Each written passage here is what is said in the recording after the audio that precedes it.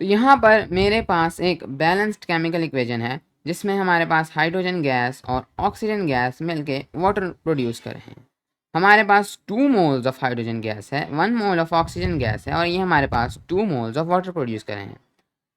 यहाँ पर मेरा आपसे ये सवाल है और इस वीडियो में मैं ये देखना चाहूँगा कि अगर हमारे पास 20 हमें पता है हमारे पास 20 ग्राम ऑफ हाइड्रोजन गैस है और हमारे पास 5 ग्राम्स ऑफ ऑक्सीजन गैस है, तो हम लोग कितने ग्राम अपने वाटर के प्रोड्यूस करेंगे। तो चलें इस सवाल को सॉल्व करने की कोशिश करते हैं। तो सबसे पहले तुम अपने हाइड्रोजन गैस के ग्राम्स को और ऑक्सीजन गैस के ग्राम्स को मोल्स में कन्वर्ट कर लेते हैं, क्योंकि हमारी केमिकल इक्वेशंस तो मोल्स के साथ डील करती हैं या नंबर ऑफ मॉलिक्यूल्स के साथ डील करती हैं या नंबर ऑफ एटम्स के साथ डील करती हैं।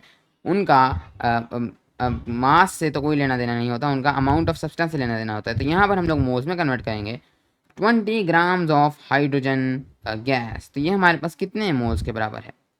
तो इसको मोल्स में कन्वर्ट करने के लिए आपने सिंपली इसको इसके मोलर मास से डिवाइड कर देना है। तो 20 ग्राम्स डिवाइडेड बाय, तो H2 का मोलर मास क्या होगा। तो इसका मोलर मास निकालने के लिए आपको इसके पीरियोडिक टेबल तक जाना होगा। यहाँ पर हमें मोलर मास निकालना है हाइड्रोजन गैस का। तो हमें पता है कि हाइड्रोजन एटम का मोलर मास है 1.0079।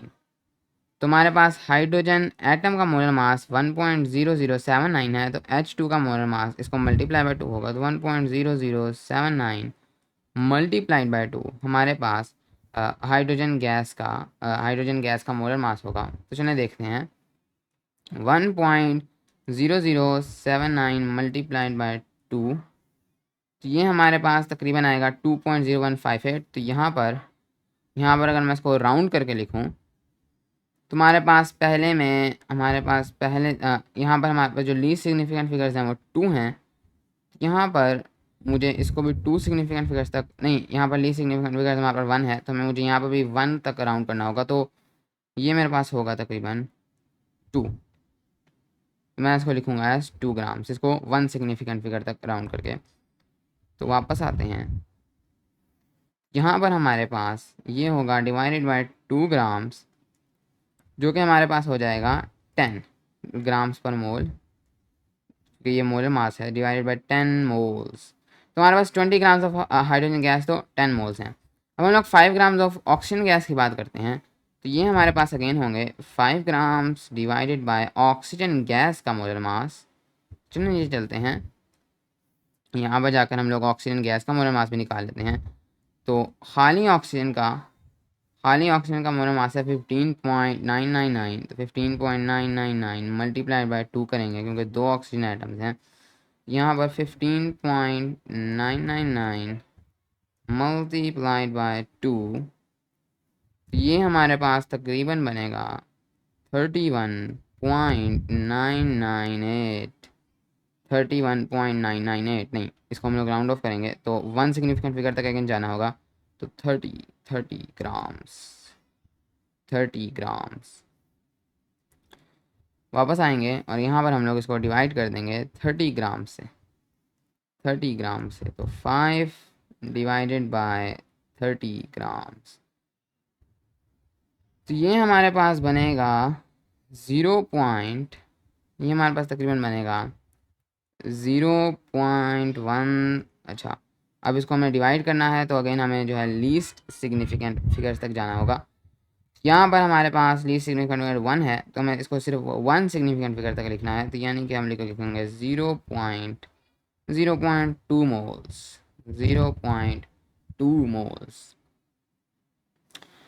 तो ये हो गया हमारे पास हमारे नंबर ऑफ मोल्स। तो 20 ग्राम्स ऑफ हाइड्रोजन गैस में हमारे पास 10 मोल्स हैं और 5 ग्राम्स ऑफ ऑक्सीजन गैस में हमारे पास 0.2 मोल्स हैं।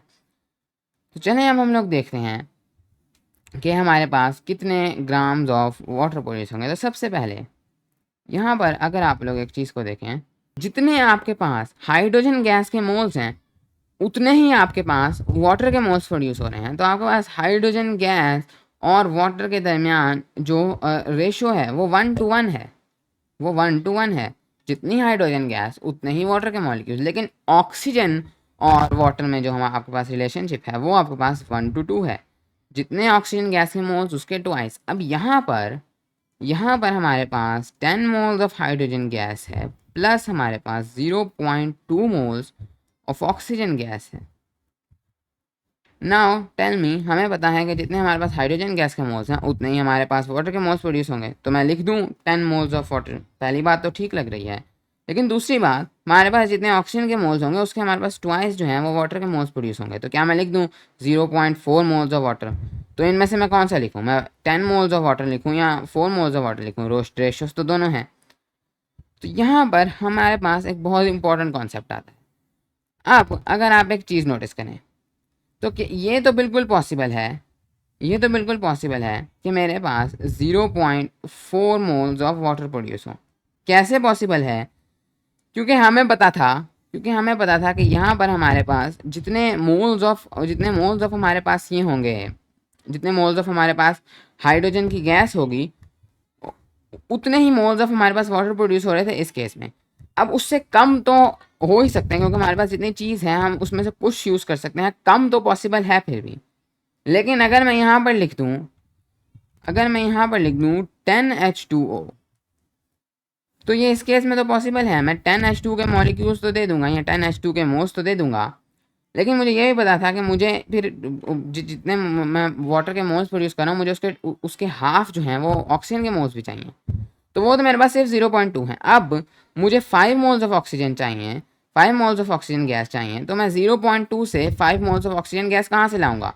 10 मोल्स ऑफ हाइड्रोजन गैस से मैं 0.4 मोल्स ऑफ वाटर के मॉलिक्यूल्स से ले आऊँगा, क्योंकि वो तो उससे कम है। कुछ चीज़ बच जाएगी, लेकिन कम चीज़ से मैं ज़्यादा पे कैसे जाऊँगा?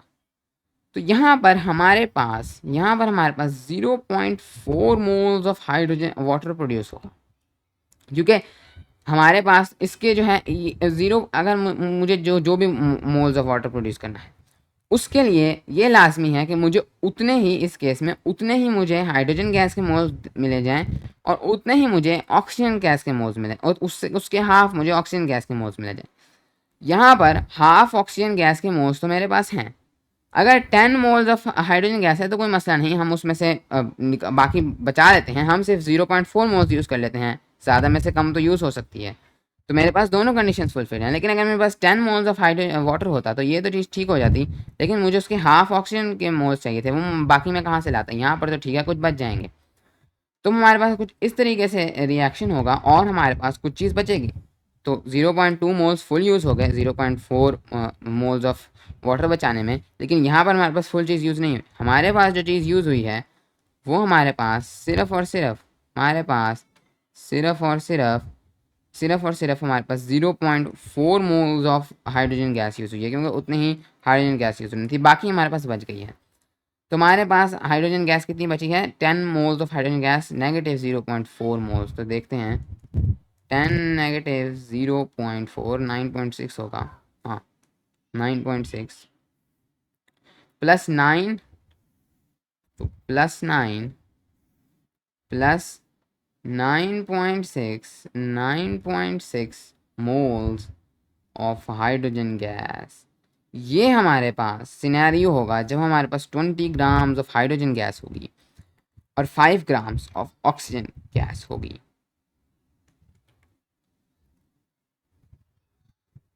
तो अब हम लोग देखते हैं कि हमारे पास यहाँ पर कितने हमने निकालना था, कितने ग्राम्स ऑफ हमारे पास वाटर बचेंगे, हमारे पास कितने ग्राम्स ऑफ वाटर बचेंगे, हमने ये निकालना था।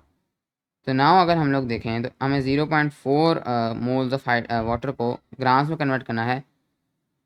तो हम लोग इसको सिंपली मल्टीप्लाई कर देंगे इसके मोलर मास से। तो हमारे पास 0.4 मोल्स में जितने ग्राम्स हैं वो निकल आएंगे। तो अगर हम लोग देखें तो वाटर के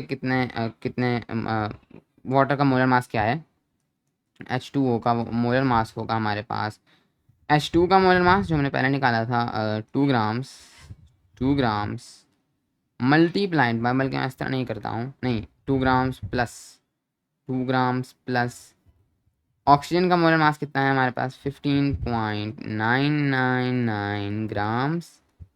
ओके, 2 ग्राम्स प्लस 15.999 ग्राम्स, तो 2 प्लस 15.999 17.999, लेकिन हमें लीस्ट डेसिमल प्लेसेस तक अब जाना है, एडिशन हो रही है, तो 3 डेसिमल प्लेसेस तक हम लोग जाएंगे, नहीं 0 डेसिमल प्लेसेस तक हम लोग जाएंगे, क्योंकि हमारे पास यहाँ पर लीस्ट डेसिमल प्लेसेस जो हैं वो 0 हैं।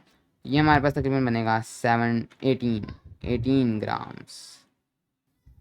तो हमारे पास वाटर का मोलर मास है 18 ग्राम्स। ओके, हम लोग ऊपर जाएंगे, इसको हम लोगों को मल्टीप्लाई करना है इसके मोलर मास से, ताकि हमारे पास नंबर ऑफ मोल्स आ जाएं। तो हम लोग करेंगे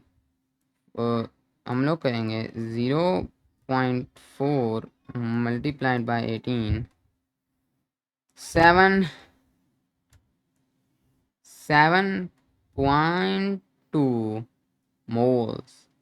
हमारे पास 7.2 grams, 0.4 moles of hydrogen, basically 7.2 grams of, नहीं 0.4 moles of water 7.2 grams of water के बराबर हैं। तो हम लोग अपना आंसर लिख देंगे कि जब हमारे पास 20 ग्राम्स ऑफ हाइड्रोजन गैस होगी और 5 ग्राम्स ऑफ ऑक्सीजन गैस होगी, तो हमारे पास यहाँ पर हमारे पास 7, बल्कि मैंने क्या यहाँ राउंड ऑफ किया है, क्या मैंने यहाँ पर राउंड ऑफ किया है to the correct number of significant figures. तो मेरे पास 0.4 मल्टीप्लाइड बाई 18 था, तो मेरे पास जो लीस्ट नंबर ऑफ सिग्निफिकेंट था वो 1 था, तो मैंने 1 तक यहाँ पर राउंड ऑफ करना है। तो यहाँ पर मैं इसको करेक्ट करूँगा।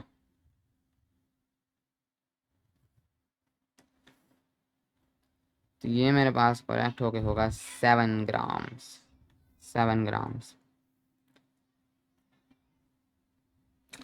यहाँ पर अब हम लोग लिखेंगे 7 ग्राम्स। तो मैं इनको बता दूंगा कि जब 20 ग्राम्स ऑफ हाइड्रोजन गैस होगी, 5 ग्राम्स ऑफ ऑक्सीजन गैस होगी, तो मेरे पास 7 grams of hydrogen of water बनेगा, 7 ग्राम्स ऑफ वाटर बनेगा, प्लस मेरे पास 9.6 मोल्स ऑफ हाइड्रोजन गैस बनेंगे, या दूसरे अल्फाज में इसको आप लोग मल्टीप्लाई कर दें इसके मोलर मास से, जो कि होता है 2, 9.6 मल्टीप्लाइड बाय 2, तो दूसरे अल्फाज में 19 ग्राम्स। तो 7 ग्राम्स ऑफ वाटर बनेंगे प्लस 19 ग्राम्स ऑफ मेरे पास हाइड्रोजन गैस बनेगी। तो ये तो हो गया हमारा आंसर। अब आप एक चीज़ यहाँ पर जो हमने नोटिस की इस पूरे प्रोसेस में, कि कैसे हमारे पास इस रिएक्शन में क्या चीज़ कितनी बनेगी, ये कंट्रोल किया ऑक्सीजन ने। हाइड्रोजन को तो हमने कोई मौका ही नहीं दिया। हाइड्रोजन के पास 10 मोल्स थे, उसकी अगर मानी जाती तो फिर तो 10 मोल्स ऑफ वाटर बनने चाहिए थे उस जितने, लेकिन चूंकि ऑक्सीजन कम थी, ऑक्सीजन के मोल्स कम थे, ग्राम्स नहीं, मोल्स ऑक्सीजन के कम थे, तो मानी गई हमारे पास मानी गई ऑक्सीजन की, हमारे पास ऑक्सीजन की यहाँ पर मानी गई, और उसके मुताबिक हर चीज़ प्रोड्यूस हुई। तो हमारे पास इस पूरी रिएक्शन में जो एक चीज़ जिसने कंट्रोल किया था इस पूरी रिएक्शन को, वो O2 थी। और ऐसी ही चीज़ जो कि कम मिकदार में होती है, जिसके नंबर ऑफ मोल्स लिमिटेड होते हैं, लेकिन वो एक पूरी रिएक्शन को कंट्रोल करती है, उसे हम लोग कहते हैं लिमिटिंग रिएक्टेंट। क्योंकि ये एक रिएक्टेंट है और इसने पूरी रिएक्शन को कंट्रोल किया, और ये थोड़ी लिमिटेड अमाउंट में थी, हमने कहा कि ये एक लिमिटिंग रिएक्टेंट है। और ये जो चीज़ थी जिसने जो कंट्रोल नहीं कर पाई क्योंकि वो कम अमाउंट में थी, उसको हम लोग कहते हैं एक्सेस रिएक्टेंट। और ये तब होता है, अब इसमें अगर आपसे कोई पूछे लिमिटिंग रिएक्टेंट या एक्सेस रिएक्टेंट क्या है, तो आप कहेंगे कि इसमें ऐसा कुछ भी नहीं है, क्योंकि इसमें ना कोई चीज़ ज़्यादा है ना कोई चीज़ कम है। ऑक्सीजन की भी मानी जा रही है, उसके जो है वो डबल प्रोड्यूस हो रहा है, हाइड्रोजन की भी मानी जा रही है, उसी के जितना प्रोड्यूस हो रहा है। तो ये तो एक बिल्कुल बैलेंस्ड इक्वेशन है, इसमें तो ऐसी कोई चीज़ ही नहीं है।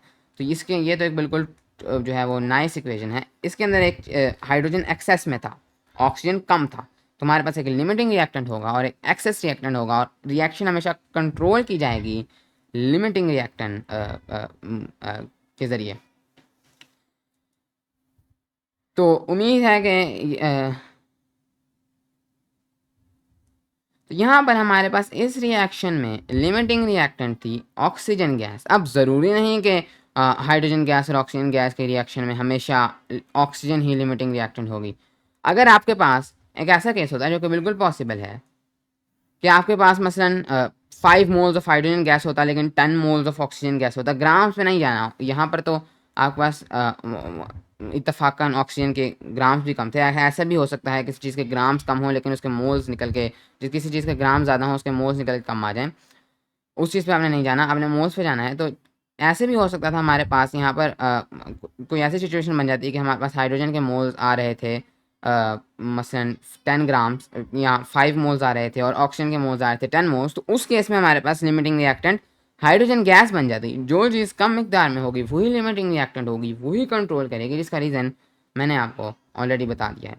तो मैं आपको यहाँ पर छोड़ूंगा। तो उम्मीद है कि इस वीडियो ने आपको लिमिटिंग रिएक्टेंट्स और एक्सेस रिएक्टेंट्स और लिमिटिंग रिएक्शंस आप कह सकते हैं, आपको समझने में मदद की होगी।